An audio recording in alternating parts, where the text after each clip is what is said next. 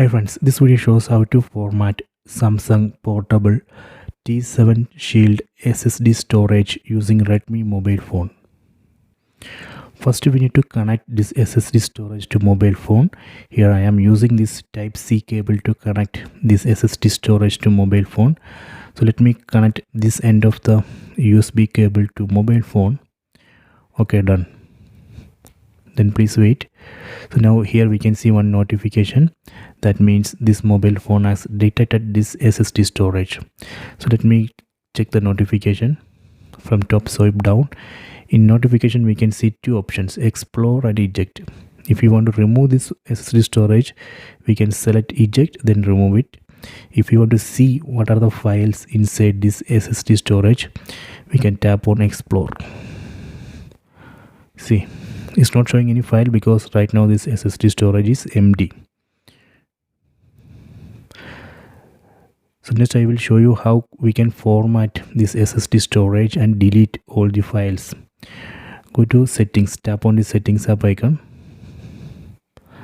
then go to about, select about phone, go to storage, then go down. So here we can see Samsung USB drive. So this is this SSD storage. You can see the available size 1 TB.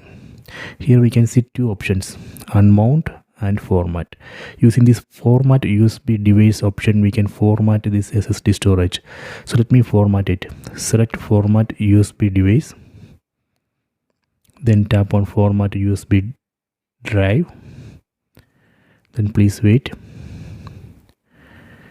So please note that this format operation will delete all data from your SSD storage. Done. Tap on done. Okay, so this way we can format SSD storage Samsung T7 Shield using Redmi mobile phone. So I hope you have enjoyed this video. Please subscribe my channel, please like and share the video. So I am going to remove this SSD storage. As I said, first we need to eject or unmount. Tap on unmount.